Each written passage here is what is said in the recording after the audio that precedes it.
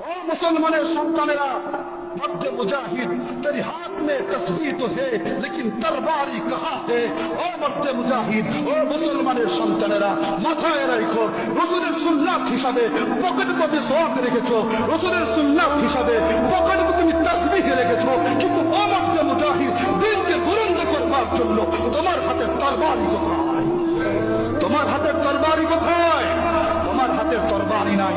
যদি ওমর শাসনের মতো, ওসমানী শাসনের মতো, যদি আলীর শাসনের মতো, আবু বকরের শাসন আমলের মতো, এই খেলাফত যুগের মতো যদি মুসলমানের হাতে যদি তরবারি থাকতো, খোদার কসম করে বলি আজকে ইহুদি মধ্যপ্রাচ্যের চতুর্দিকে যেখানে মুসলমান সেখানে আজকে ঘাঁটি করে বসা কোনদিনও দুঃসাহস করতো না।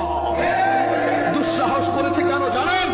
দুঃসাহস করেছে একমাত্র আমাদের মধ্যে খাটটি মেরে থাকা কিছু নামদারি মুনাফিক ওলামায়ে কেরাম, কিছু নামদারি মুনাফিক মুসলমানের কারণে যারা জিহাদকে জঙ্গি বলে, যারা জিহাদকে উগ্রবাদ বলে, যারা জিহাদকে ফেসিবাদ বলে ফতুয়া লেখে উম্মতের সামনে বুঝিয়ে দিয়েছে যারা জিহাদ করে তারা শান্তি চায় না।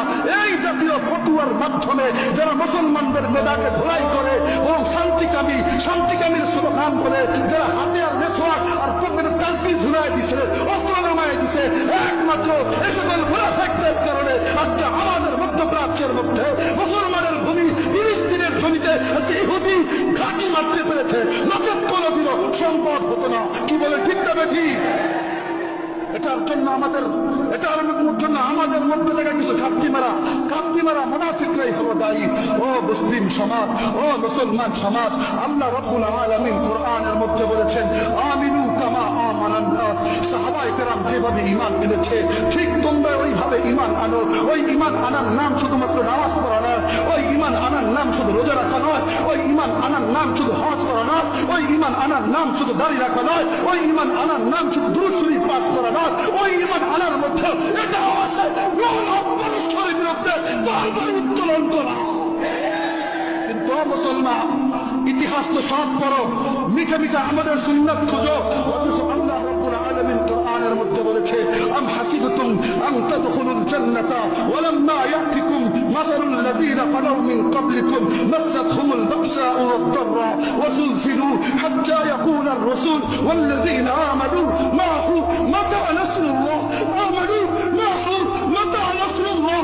আল্লাহ পাক কোরআনে বলছে ও মুসলমানেরা তোমরা কি মনে করছো আম হাসিবতুম আন তাদখুলুল জান্নাতা, তোমরা কি জান্নাতে প্রবেশ করবে ওয়ালাম্মা ইয়াতিকুম মাসালুল লাযীনা খালাউ মিন ক্বাবলিকুম, তোমাদের পূর্বে যারা এসেছিল তাদের সাথে যে অবস্থা হয়েছিল ওই অবস্থা তাদের সাথে যেটা হয়েছিল এটা তোমাদের সাথে হবে না। আর তোমরা হাতে তসবিহ আর হাতে মেসওয়াক নিয়ে আর রসমালাই আর মিঠা খেয়া তোমরা জান্নাতে প্রবেশ করবা। তোমরা এতটাই সহজ মনে করছো? তোমরা এতটাই সহজ মনে করছো? এই কথা আল্লাহ বলছেন। আল্লাহ আমি আয়াতগুলো তেলাওয়াত করছি, বয়ানগুলো ভিডিও হচ্ছে, মনে চাইলে আবার পুনরায় গিয়ে শুনবেন, মনে চাইলে আয়াতগুলো আবার সামনে আনবেন, আবার দেখবেন। আপনাদেরকে বলছি আম হাসিবতুম আন তাদখুলুল জান্নাতা ওয়ালাম্মা ইয়াতিকুম মাসালুল লাযীনা খালাউ মিন ক্বাবলিকুম, তোমরা কি মনে করছো জান্নাত এত সস্তা? জান্নাত যদি এত সস্তা হইতো তো সাহাবায়ে কেরাম সস্তা জান্নাতি খুঁজতো।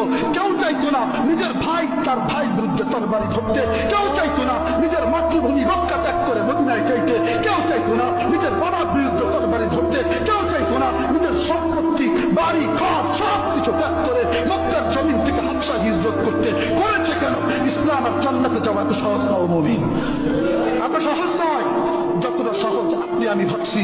আল্লাহ নিজে কোরআনে বলছেন যারা আজকে যে সকল উলামায়ে কেরাম আপনাদেরকে ফতোয়া দেয় নামাজ পড়েন মান ক্বালা লা ইলাহা ইল্লাল্লাহ দাখালাল জান্নাহ, যেই ব্যক্তি কালিমা পড়ছে সেই ব্যক্তি জান্নাতে প্রবেশ করে গেছে। এই সস্তা মিঠাইওয়ালা হাদিস যারা আপনাদেরকে শোনায় তারা আসলে হাদিস আপনাদেরকে শোনায় না। ও মুসলমান, আপনাদের ঈমানের চেতনাকে ঠান্ডা করবার জন্য তারা আপনাদেরকে মিঠে মিঠে হাদিসগুলো শোনায়।